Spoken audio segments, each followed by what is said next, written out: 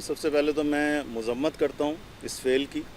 ہماری مائیں بہنیں بلوچستان سے اٹھ کر اسلام آباد شہر اقتدار میں آئی ہیں، تو جس طرح سے یہ مہمان نوازی وہاں پر آپ کی کرتے ہیں، آپ کا فرض تھا کہ اپنی بہنوں کی آپ جو عفت ہے، ان کی عزت ہے، ان کا احترام ہے، اس کا آپ کو خیال کرنا چاہیے تھا. لیکن افسوس کے ساتھ ان کے اوپر جو ہے پانی پھینکا گیا انتہائی ٹھنڈ کے اندر، ان پر لاٹھیاں برسائی گئیں، انہیں کھینچا گیا. یہ میں سمجھتا ہوں کہ پاکستان کی جو اقدار ہیں، اخلاقیات ہیں، ایک مسلمان ہونے کی حیثیت سے، ایک انسان ہونے کی حیثیت سے میں سمجھتا ہوں یہ اس کے منافی ہے. اس کی جتنی مذمت کی جائے کم ہے. اور جو ظاہر ہے کہ ہماری جو حکومت ہے، میں نے آپ کے سامنے عرض کیا کہ جب بھی آپ ان سے بات کریں گے وہ بے بسی کا اظہار کریں گے.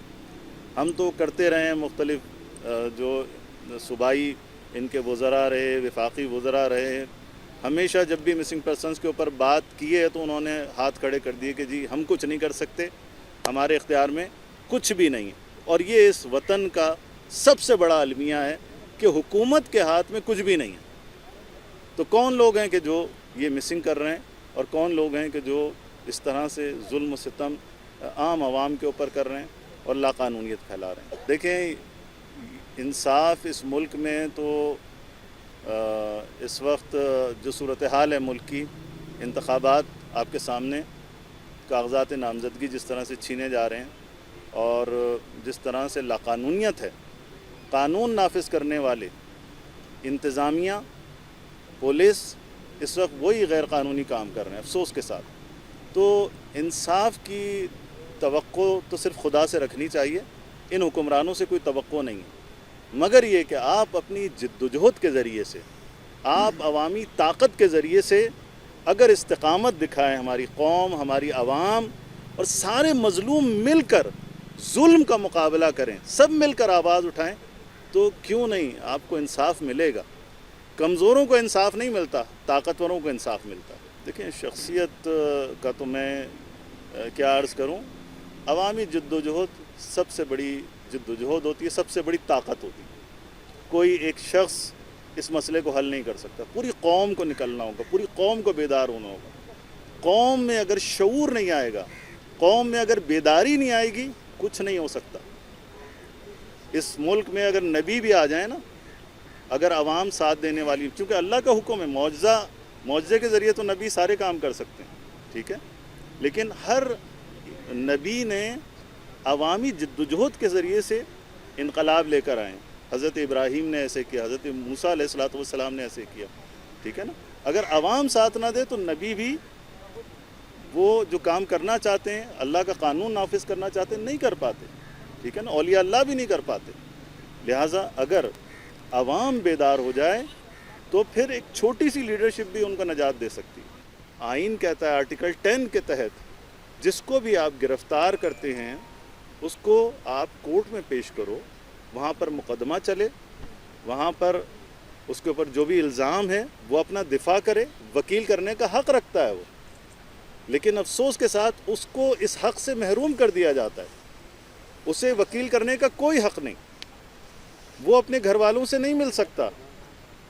اور افسوس کے ساتھ کہ 20 سال سے لوگ غائب ہیں، 15 سالوں سے غائب ہیں، 10 سالوں سے لوگ غائب ہیں. چھوٹے بچے تھے گود میں جب کوئی بندہ غائب ہوا اور آج وہ جوان ہو گئے. وہ پوچھتے ہیں ہمارا بابا کہاں چلا گیا، ہمارے بابا کو کس جرم میں اٹھا کے لے کر گئے. مائیں جوان تھی، بوڑھی ہو گئیں اپنے جوان کے انتظار میں، اپنے بچے کے انتظار میں. تو یہ ایک بہت بڑی زیادتی، بہت بڑا ظلم اور بہت بڑی لاقانونیت ہے. حقیقت ہے، میں نے خود وہاں پر کراچی میں شیعہ مسنگ پرسنز کے حوالے سے ہم نے قائد اعظم کے مزار کے باہر دھرنا دیا. 27 ڈیز ہم وہاں پر دھرنا دیتے رہے. ہمارے پاس لوگ آئے مختلف اداروں کے، آ کر وعدے کرتے رہے، لیکن کوئی سنوائی نہیں ہوئی. بھوک ہڑتال کی گئی انہی مسنگ پرسنز کے حوالے سے، اور بس اسی طرح سے جناب آج ہو جائے گا، کل ہو جائے گا، لیکن یہ مسئلہ حل نہیں ہوا. ابھی بھی درجنوں شیعہ مسنگ پرسنز ہیں جن کی مائیں انتظار کر رہی ہیں، جن کی بیویاں انتظار کر رہی ہیں، جن کے بچے انتظار کر رہے ہیں، لیکن ان کی کوئی شنوائی نہیں۔ تو میں جو ماہرنگ بلوچ صاحبہ، ڈاکٹر صاحبہ جو یہاں پر آئی ہیں، ان کی آواز پوری دنیا میں پہنچی ہے، اور ان کا درد، ان کا غم، ان کا الم پوری دنیا نے احساس کیا ہے۔ جیسے فلسطین کی ماؤں کے درد کو آج ساری دنیا محسوس کرتی ہے، اسی طرح سے ہماری اس بلوچ بہن کی غم کو اور درد کو اور رنج کو پورے پاکستان نے محسوس کیا۔ لہٰذا ان کا درد ہمارا درد ہے، ان کا رنج ہمارا رنج ہے، ان کا مطالبہ آئینی ہے، قانونی ہے۔ ان کا سمپل سا مطالبہ یہ ہے کہ ہم یہ نہیں کہتے کہ ہمارے پیاروں کو آپ ہمارے حوالے کر دو، ہم کہتے ہیں آپ عدالتوں میں پیش کر دو ان کو، اور ان پر مقدمہ چلے۔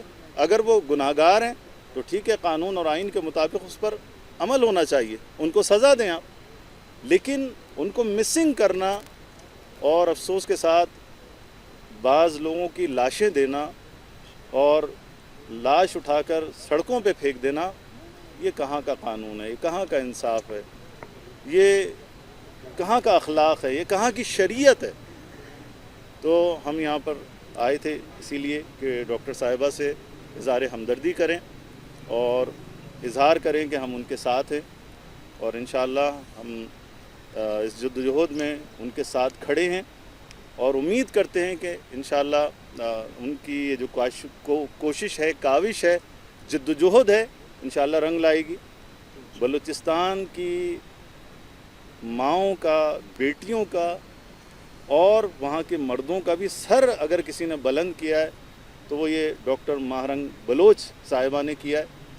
یہ ایک بہت بڑی مثال ہے، بہت استقامت کا ایک نمونہ ہے، ایک بے مثال تحریک ہے، ایک مظلومانہ پرامن تحریک، آئینی اور قانونی تحریک ہے۔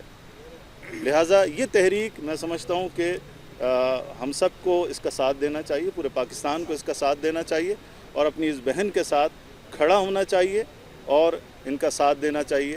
اور یہ مسئلہ مسنگ پرسنز کا مسئلہ آج ان کے ساتھ ہے، کل کسی اور کے ساتھ۔ مظلوم کی مدد کرنا ان کا آئینی قانونی فرض ہے، شرعی فرض ہے، دینی فرض ہے، انسانی فرض ہے، لیکن افسوس کے ساتھ ہماری عدالتیں مسنگ پرسنز کے مسئلے میں بے بس ہیں، حکومتیں بے بس ہیں، چاہے صوبائی حکومتیں ہوں، چاہے وفاقی حکومت ہوں، ہمیشہ بے بس نظر آئیں۔ لہٰذا اس تحریک کے حوالے سے میں صرف یہی کہنا چاہوں گا، یہ جد و جہد جاری رہنی چاہیے، مسنگ پرسنز کی آواز بلند ہونی چاہیے، اور پرامن طریقے سے اپنے جائز مطالبات ضرور کرنے چاہیے۔ سر، حق کی راہ میں مشکلات تو برداشت کرنی پڑتی ہیں۔ یہ واٹر کینن تو کچھ بھی نہیں ہے، اس سے زیادہ قربانیاں دیتی ہیں۔ آج غزہ کے عوام کو دیکھ لیجئے، ان سے زیادہ ظلم تو آپ کے اوپر نہیں ہوا۔ مسلسل بمباری ہو رہی ہے وہاں پر، مسلسل ان کے اوپر۔ پچھلے مہینے کی رپورٹ ہے 25,000 ٹن سے زیادہ بم اتنے سے غزہ کے اوپر برسائے جا چکے، لیکن وہاں کی بچیاں بھی ڈری نہیں، وہاں کے بچے بھی ڈرے نہیں، کسی نے یہ نہیں کہا کہ ہم اسرائیل کے سامنے سرنڈر کرتے ہیں۔ یہ استقامت کی مثال ہے۔ اگر کوئی قوم استقامت دکھائے تو ایسا نہیں ہوتا، من یتوکل علی اللہ فہو حسبہ، جو اللہ پہ توکل کرتا ہے اللہ اس کو کامیابی عطا فرماتا ہے، اللہ اس کے لیے کافی ہے۔